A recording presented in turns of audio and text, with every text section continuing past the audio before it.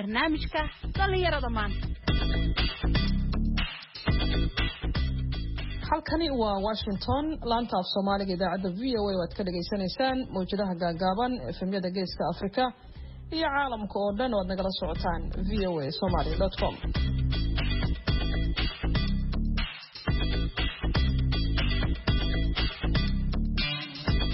duur wanaagsan dhammaantiin dhegaystayaal meel kasta aad joogtaanba saacadda Afrikada bari waxay tilmaamaysaa 1:00 duurnimo waana maalinimo Jimcaha taariikhduna ay tahay 10 bisha Julaay sanadka 2020 idaacadda duurnimo ee barnaamijka dhalinyarada maantana waxaa halkan idin kala socotiin doona Caasha Ibraahin Aadan iyo aniga oo Cabdixakiin Maxamuud Jiro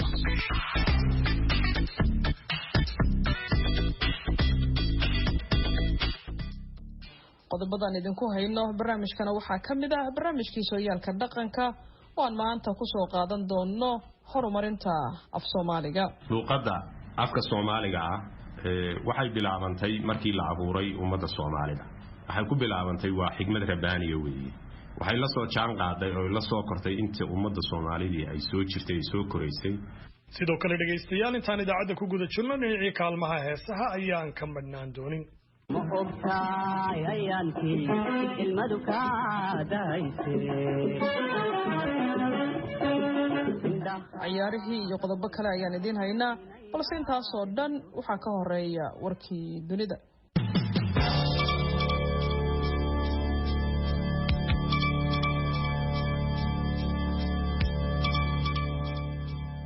sida ay ku soo waramaysa wakaaladda wararka Irib oo soo xiganaysa warar lagu baahiyay shabakadaha online-ka qarax ayaa laga maqlay galbeedka magaalada Tehran ee caasimadda dalka Iran. qaraxyo dhowr ah ayaa ka dhacay agagaarka xarumaha militariga nuclear-ka iyo waliba warshadaha toddobaadkii hore. hase yeeshee wakaaladdan wararka Irib ayaa aan bixinin wax faahfaahin oo la xidhiidha waxa sababay qaraxa iyo waliba inay cid wax ku noqotay. waxaana sida ay wakaaladdan sheegtay aagga qaraxu ka dhacay ka go'ay korontada amaba laydhka. geesta kale 2 qof ayaa ku dhintay qarax ka dhacay warshad ku taala koonfurta magaalada Tehran sida ay ku warantay wakaaladda wararka ee dawladda Iran ay leedahay ee lagu magacaabo IRNA. khamiistii aynu soo dhaafnay dab ayaa ka kacay qaybta hoose dhismaha warshadda Natanz oo dubdhaxaad u ah barnaamijka bacriminta quwadda nuclear-ka ee dalkaasi iyadoo mas'uuliyiintuna ay sheegeen inay keentay arrintaasi dhaawac halis ah. James Stavridis oo ah howlgab ka tirsanaa ciidamada Mareykanka ayaa wareysi u siiyay VOA-da waxa uu ku sheegay in Mareykanku u baahan yahay in uu ilaaliyo tirada ciidamada hadda jooga dalka Afghanistan si uu ilaaliyo horumarka laga sameeyay dalkaasi. uu adeegso ciidamada Mareykanka iyo ciidamada isbahaysiga si aan u taageerno ciidamada amniga Afghanistan oo aan u helno waqti xasilooni intaanaan samayn wax dhimisa oo dheeri ah ayuu yiri admiraalka howlgabka ah. heshiiskii Mareykanka iyo Taliban ayaa qarka u saaray in laga saaro dhammaan ciidamada Mareykanka ilaa iyo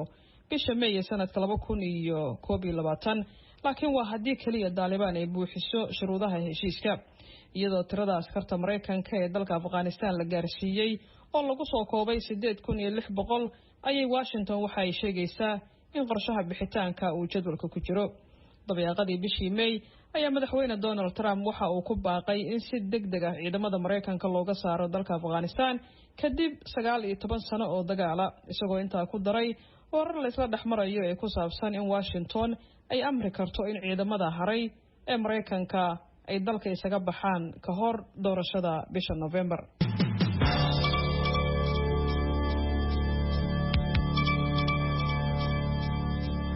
laanta afka Soomaaliga ee VOA ayaa dhageysanaysaan oo idinkaga imaanaysa magaalada Washington.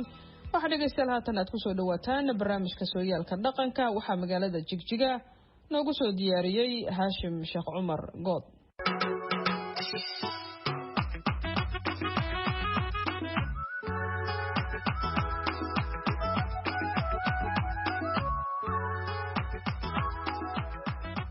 kulanti wanaagsan dhageystayaal ku soo dhawaada barnaamijkeennii toddobaadlaha ahaa ee sooyaalka dhaqanka oo maalin walba oo Jimco ah aad ka dhageysataan hadahan oo kale laanta afka Soomaaliga ee VOA idaacadda duhurnimo ee barnaamijka dhalinyarada maanta. toddobaadkan waxaan ku eegi doonaa horumarinta luqadda iyo suugaanta Soomaaliga waxaana inoogu martay Abwaan Bedel Cabdilaahi Geelle oo ka mid ah hal-abuurada Soomaaliyeed isla markaasina ah agaasinka horumarinta luqadda iyo suugaanta ee wasaaradda dhaqanka iyo dalxiiska dawlad deegaanka Soomaalida. ugu horreyn Abwaan Bedel wuxuu inala wadaagi doonaa inuu faahfaahin naga siiyo shaqada xafiisku qabtay ee la xiriirta horumarinta afka Soomaaliga iyo suugaanta. waad mahadsan tahay marka koowaad mar labaadkana waan dhowahay magacayga waxaa la yidhaahdaa abwaan bedel cabdulaahi geele oo ku magac dheer geela yare haddii dhinaca kale loo dhigo hogaamiye dhaqameedkana ka mid baan ahay oo jiif caaqil beeleedna waan ahay marka waad ku mahadsan tahay waraysigaaga su-aashan ah horumarinta luuqadda iyo suugaanta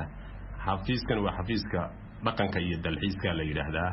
wuxuu ka kooban yahay 7 waaxood ama 7 agaasin 7da agaasin waxaa ka mid ah agaasinka horumarinta luuqadda iyo suugaanta sida ku qoran halkan luuqadda afka Soomaaliga ah waxay bilaabantay markii la abuuray ummadda Soomaalida qofka Soomaaliga ah markii la abuuray iyay luuqaduna bilaabantay waxay ku bilaabantay waa xigmad rabbaaniya weeye sida abuurtu ay xigmad rabbaaniya u tahay Ilaahay u abuuray yaa luuqadana ay u abuurantay oo maaragtay waxay la soo jaan qaaday oo la soo kortay inta ummadda Soomaalida ay soo jirtay ay soo koraysay luuqaduna way la soo jaan qaaday way la soo koraysay waa taariikh dheer bay marka leedahay halka hadii aynu ka soo gudubno waqti baa la qoray dawladii Soomaaliya Jamhuuriyadda Dimuqraadiga Soomaaliya ayaa luuqadan isu xil saartay waa la qoray si caalami ah oo heer sare oo sarkaalnimo ayaa loo qoray luuqadaha caalamka ka mid noqotay way horumartay kadib dawladii qortay isu xil saartay way burburtay luuqadii marka waxay noqotay way agoontowday agoon bay noqotay markii qarankeedii burburay sida ummadda Soomaalidu ay geeska Afrika ku nool ay u kala yaacday ay luuqadeena u kala yaacday hasa ahaatee nin waliba qaybtii uu kaga hagaagay ama uu ka joogay ayuu nin iyo itaalkii isu xil saaray dawladda deegaanka Soomaalidu waxay ka mid tahay meelaha u guntaday sidii loo horumarin lahaa afka Soomaaliga waxaana bilaabeen in wax lagu barto oo ardayda loo dejiyo manhaj af Soomaaliga sida uu mar kale inoo sharaxay abwaan bedel marka dawladda deegaanka Soomaalidu waxay ka mid tahay qaybaha ama deegaanada dawladda deegaanada isu xil saaray ee Soomaalida ee luuqadoodii isu xil saaray iyo dhaqankii wixii karaankooda ah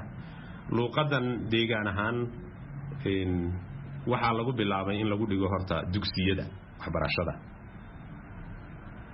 oo manhajkii inta lagu darsado manhajka waxbarashada in dugsiyada lagu dhigto oo maadooyinka lagu qaato dugsi dhexe wixii ka bilowda ayay markii hore ahayd way soo socotay oo way kortay ilaa heer maaragtay macadiyada sare ee diblomaha lagu qaato in lagu bixiyo ayay noqotay macad gaar ah loo dhisay macadkii uu isbedelo hadda college buu noqday waxa kale oo marka la sameeyay hadana jaamacadda Jigjiga in lagu qaato hadda oo luuqadda Soomaaliga suugaanta taariikhdeeda noocyadeeda iyadii in lagu qaato marka hadda waxa lagu qaataa Jigjiga dhexdeeda luuqadda Soomaaliga digriiga waxbarashada heerka digriiga loo yaqaan ama digriiga koobaad ee jaamacadda Jigjiga ku bixisaa arday fara badan baana ka qalin jabisa qaybta iyada ardaydii ka soo qalin jabisay deegaankay ku fideenoo hadda macallimiin qaar ka yihiin qaarna xafiisyada ka shaqeeyaan xafiiskan dhaqanka iyo dalxiiska gaar ahaan waaxdan hadda aynu fadhino in anigu agaasinka ka ahay dhalinyarada ila shaqaysay waaxdan ka shaqaysay waxay ka soo qalin jabiyeen badankoodu jaamacadda Jigjiga degree of Soomaaliya ayayna haystaan marka horta halkaas uu marayaa xaggan deegaan ahaan af Soomaaligu halkaas uu marayaa oo gurmadkii la gurmaday deegaanka dadka bulshada deegaanku ay gurmatay bay ka mid tahay taasi sidoo kale xafiiskan horumarinta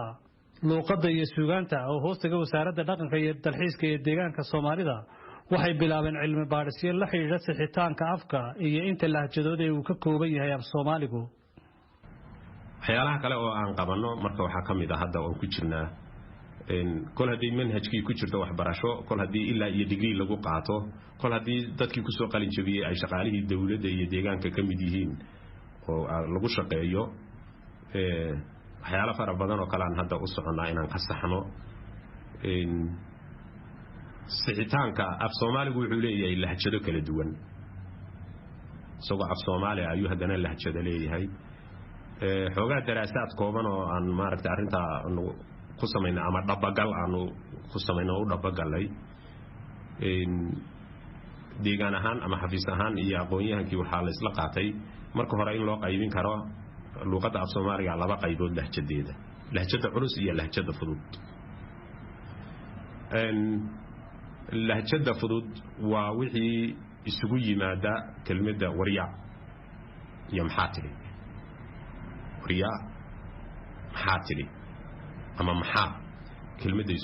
inta isugu timaada way isla fahmaysa inta kalena waa inta ay hogaaminayso ereyga la yiraahdo ariiro iyo intii la halmaasha labada marka loo qaybiyo haddana lahjada culus lafteeda si kala duwanaanaysa weli ma aan dhexgelin laakiin waxa noo qorshaysan weeyay inta la dhexgalo in si qoto dheer daraasaad loogu sameeyo lahjadan culus ee af Soomaaliga ah waxa iyadu ku si kala duwan tahay bal in daraasaad lagu sameeyo waa qorshe noo yaala xafiis ahaan sidaas la mid ah lahjada fudud ee waryaa iyo maxaa tiri isugu timaada dhul badan baa lagaga hadlaa waa halka ay Soomaalidu u badan tahay haddana wax ay ku kala duwan yihiin baa jira iyada lafteedu taana in maaragtay loo dhabagalo daraasaadiyada caynkaas in la sameeyo oo lagu soo ururiyo ayaa qorshaha noogu jirta haddii Ilaahay yiraahdo xagga xeerasha qoraalka afka Soomaaliga ayaa kamid ah waxyaabaha ay doonayaan inay xoog saaraan ka xafiis ahaan sida mar kale uu sharaxaad inaga siinaya abwaan bedel waxa kale oo meesha ku jirta oo xafiiska iyadana u taala oo talaabo qaadiyo uu hadda ka hor ka talaabo qaaday qaybo muhiim ah ay u dhiman tahay afkii Soomaaliga ahaa markii sidii aan ku sheegnay inta la kala baahay oo afkiina kala baahay iska habayaaq noqday baylahadii ku dhacday qoraalkiisina uu baylahay qoraalkii la qoray la jaangooyada loo sameeyay maaragtay jadwalaysna ee sharciyeysna ee la raacayay ee qaacidada ahaa la raaco uu baylahay baylahadaasina way kala lumisay nin walba meeshuu u doono ayuu ka soo galay sidoo u dhawaaqayo lahjadiisa u qoraan nin walba lahjadiisa dhawaaqeediisa ay ula qumanayd qoraal ku sameeyay oo uu qoraa marka xeerarkiisii iyo qaab dhismeedkiisii isagana uu burburay marka deegaan ahaan iyo xafiis ahaan waxaan isku daynay bal halka aan joogno inta itaalka yaga ah sixitaan wax la yiraahdo in la sameeyo kow waxaan qaadnay olole sixitaanka af Soomaaliga laba haddana mar labaad hadda mar saddexaad baan noo qorshaysan rabadaanta dhexdeedii SRTV oo TV-ga deegaanka waxa ka bixi jiray ogeysiis 45 maalmood socday oo Soomaalida caalamka ku nool lala hadlayay in la saxoobal horta marka hore looxadaha dadku ay ku xayeysiistaan ganacsigooda ama ciwaankooda ay ku muujiyaan looxad markaan leeyahay waxa loo malaha tabeelana waa la yiraahdaa oo af qalaad bay ka soo jeedaa boardna waa la yiraahdaa af qalaad bay ka soo jeedaa nimba sida uu u fahmayo waa boodasha wax lagu qorto ciwaanada ee lagu dhajisto meheradaha iyo ganacsiga hortooda dadku ku dhajisto xafiis dawladeed haduu yahay magaciisa iyo ciwaankiisa ku dhajiyaa haday hay'ad maaragtay aan dawli ahayn sidaas la mid magaceeda ku qorataa bangiyada oo kale iyo shirkadaha ganacsiga sidaas oo kale ilaa heer dukaanada dadka shakhsiyaadka ay leeyihiin ama qurxinta timajaraha iyo qurxinta dumarka iyo nooc walba ha ahaato qof kasta oo doonaya ganacsigiisa inuu cadeeyo oo uu tilmaamo dadka boardkaas qoraal buu ku qortaa waxa lagu qori jiray marka halkan afka Axmaariga lagu qorayay afka Ingiriisiga lagu qorayay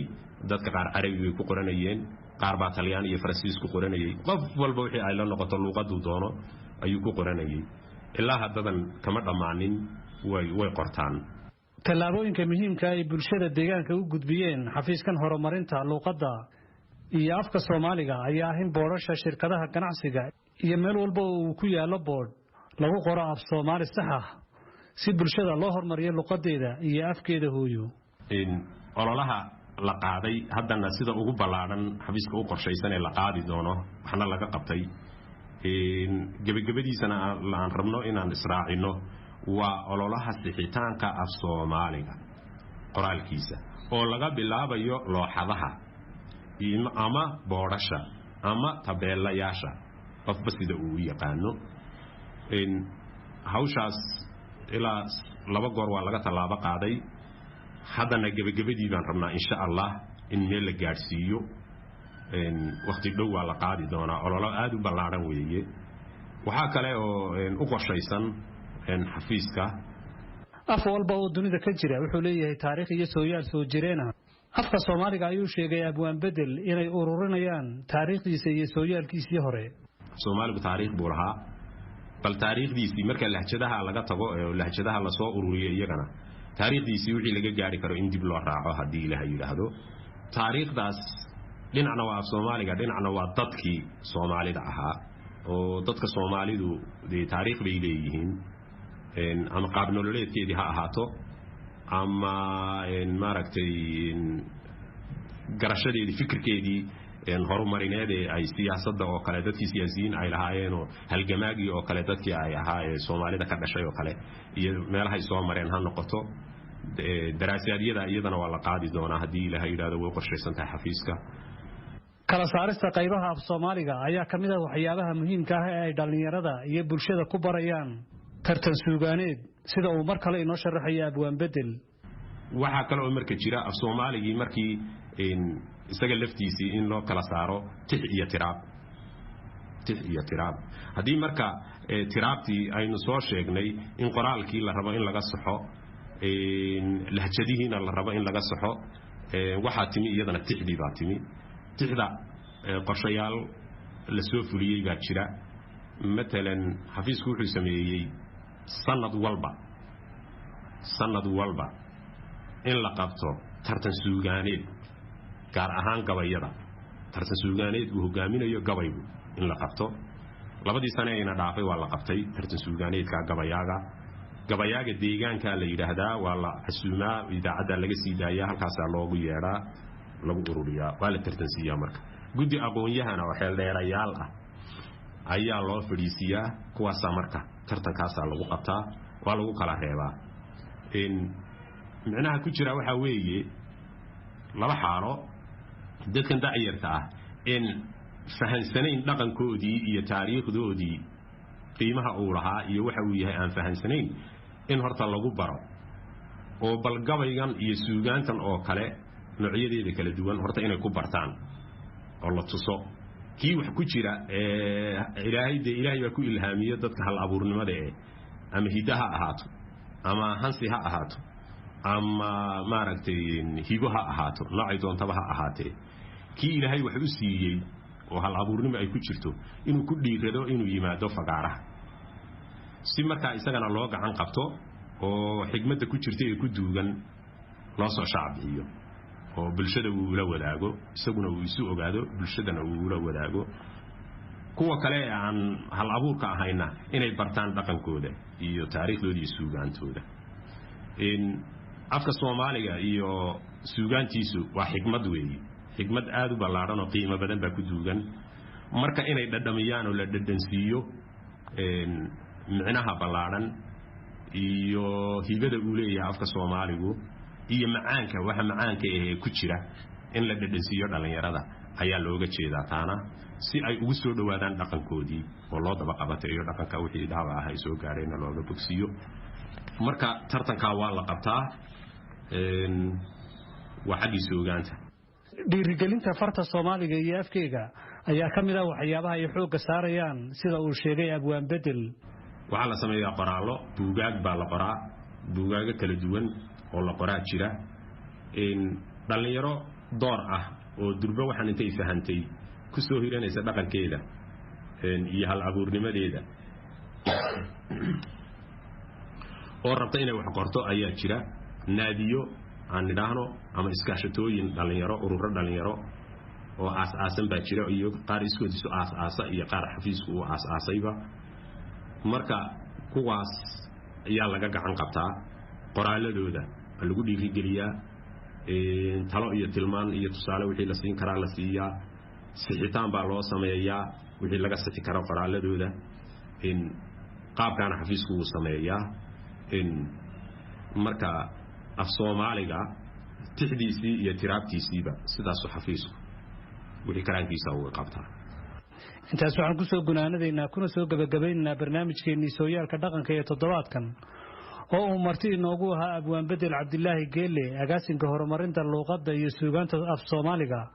waxaanu toddobaadkan idinkaga imanayay magaalada Jigjiga ee caasimadda dowlad deegaanka Soomaalida waxaana barnaamijka idiin soo tabeynayay idiina soo diyaariyay aniga oo Haashim Sheekh Cumar Good tan iyo kulantideena dambe waxaan idinkaga tegayaa dhagaystayaal sidaas iyo nabadgelyo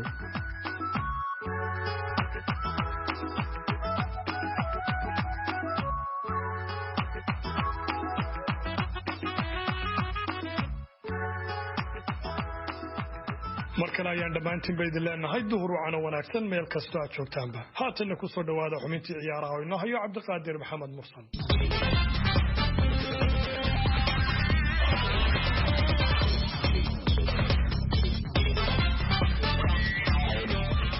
aan ku bilownay kulamo ka tirsan horyaalka Ingiriiska ee Premier League ayaa habeenkii xalay ahaa la ciyaaray iyadoo kooxda Manchester United ay 3 gool iyo waxba uga badisay kooxda Aston Villa ee xagga hoose u sii socota goolasha kooxda Manchester United ee kubadda cagta ay ku garaacday kooxda kale ee Aston Villa ayaa ka kala yimid xidigaha kala ah Bruno Fernandes, Mason Greenwood iyo Paul Pogba kooxda Manchester United ayaa rikoor cusub u dhigtay kooxaha Ingiriiska kadib markii 4 ciyaarood oo isku xiga ay guuleysatay iyagoo dhalinayay 3 gool iyo wax ka badan kooxda Manchester United ayaa dardar cusub la soo laabatay tan iyo intii dib loo furay horyaalka Ingiriiska iyadoo kulamadii ay ciyaartay dhammaan wada badisay marka laga reebo kooxda Tottenham oo ay barbaro la gashay United oo ku jirta kaalinta shanaad ee kala horeynta horyaalka Premier League ayaa dadaal ugu jirta sidii ay uga mid noqon lahayd 4 kooxood ee ugu sareysa ee dalka Ingiriiska uga qayb galaya koobka horyaalada Yurub kulamo kale oo ka tirsan isla horyaalka Ingiriiska ayaa habeenkii xalay ahaa la ciyaaray kooxda Tottenham ayaa barbaro Ebery la dhaaf weysay kooxda AFC Bournemouth halka Everton iyo Southampton ay iyagana barbaro 1-1 isla dhaaf waayeen horyaalka Ingiriiska ayaa la ciyaaray kulmadii 4-3 iyadoo kooxda Liverpoolna ay sanadkan noqotay horyaalka dalka Ingiriiska kulamada 5-3 ayaa habeen dambe la ciyaari doona ee horyaalka Ingiriiska kuwaas oo isku arki doonaan kooxaha Norwich iyo West Ham United, Watford iyo Newcastle United, Liverpool iyo Burnley, Sheffield United iyo Chelsea iyo Manchester City oo booqan doonta kooxda Brighton Albion dhinaca iyo dalka Spain kulamo ka tirsan horyaalka La Liga ayaa habeenkii xalay ahaa la ciyaaray iyadoo kooxda Eibar ay barbaro Ebery la dhaaf weysay kooxda Leganés Real Mallorca waxa ay 2-0 uga badisay kooxda Levante Athletic Bilbao waxa 2-1 uga badisay kooxda Sevilla kulamo kale oo ka tirsan isla horyaalkaasi ayaa caawil ciyaari doona iyadoo kooxda Real Madrid ee kubadda cagta oo horyaalkaasi hogaaminaysana ay garoonkeeda ku soo dhaweyn doonto kooxda Deportivo Alaves Real Sociedad waxa ay martigelin doontaa kooxda Granada horyaalka La Liga ayaa kooxda Real Madrid waxa ay ku hogaaminaysaa 77 dhibcood Barcelona oo kulan sii hormarsatana waxa ay leedahay 76 dhibcood kooxda Atletico Madrid oo kaalinta saddexaad ku jirtana waxa ay leedahay 63 dhibcood dhinaca iyo dalka Talyaanigana kulamo ka tirsan horyaalka Serie A ee kubadda cagta ayaa la ciyaaray iyadoo kooxda Udinese ay 3-0 uga badisay kooxda Spal Chievo Verona iyo Inter Milan oo wada ciyaarina barbaro 2-2 ay isla dhaaf waayeen horyaalka Talyaaniga oo la ciyaaray kulamadii 11 ayaa kooxda Juventus oo sanadihii dambe horyaalkaas iska yeelatay waxa ay ku hogaaminaysaa 75 dhibcood Lazio oo ku soo xigta waxa ay leedahay 68 dhibcood kooxda Atlanta oo kaalinta saddexaad ka riixatay kooxda Inter Milan waxa ay leedahay 66 dhibcood Inter Milan ayaa barbarihii ay la gashay kooxda Verona waxa uu ku qasbay inay u dhacaan kaalinta afraad horyaalada kala duwan ee qaaradda Yurub ee kubadda cagta ayaa la joojiyay bishii Maarch ee sanadkan kadib markii dalalkaasi uu saameyn xoog leh ku yeeshay xanuunka dunida gelgilay ee COVID-19 waxaana dib loo furay bishii June ee la soo dhaafay wararkeena ciyaarahana waa naga intaa haatanna waxaad nala dhagaysataan heestaan ku dhageedu yahay Ammaana waxaa ku luuqeynaya fanaanka Maxamed Suleymaan Tubeec ogtahay ayaankii ilmadu kaa dahayse indhahaaga qoysa inayay xasuusto urkaanka oyo wankaa shahaate waxaad igu abuurtaan laadhikaysan waaye waxaad igu abuurtaan laadhikaysan waaye amaanada ilaahay noqo kumaan ilaawine noqo kumaan ilaawine noqo kumaan ilaawine noqo kumaan ilaawine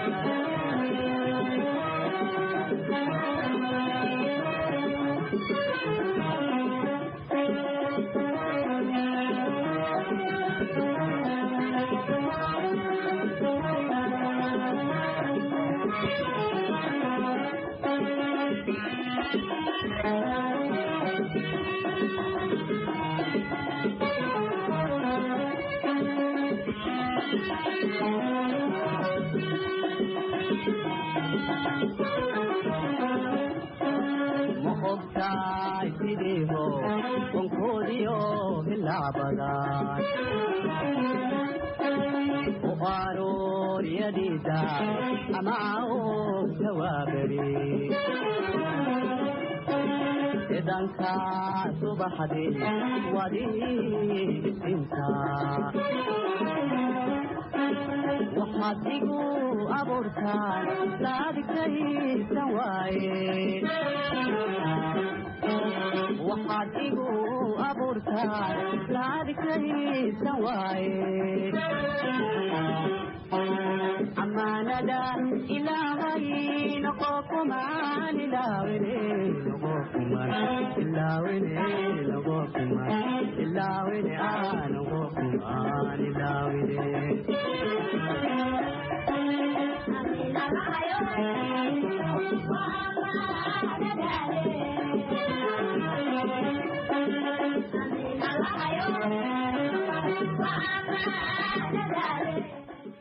guud ahaanba dhegaystayaal waxaan intaasi kusoo gabagabayn doonaa idaacaddii duhurnimo ee barnaamijka dhallinyarada maanta oo ay halkan si wada jira kala socodsiinayeen caashe ibraahim aadan iyo anigoo ah cabdixakiin maxamuud shirwax taniyo intayn idaacaddan idaacad lamid ay isugu iman doonaana waxaan idin leenahay sidaa iyo nabadgelyo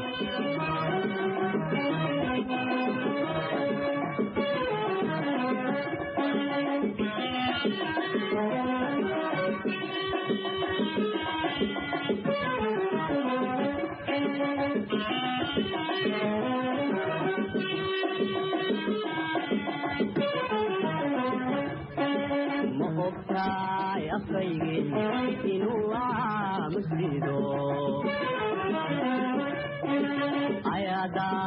quraaniyo ammaantaada mooye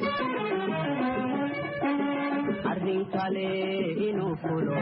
ogolaani waayaan waxaad igu abuurtaan laadhikaysan waaye waxaad igu abuurtaan laadhikaysan waaye amaanada ilaahay noqo kumaan ilaawine noqo kumaan ilaawine noqo kumaan ilaawine noqo kumaan ilaawine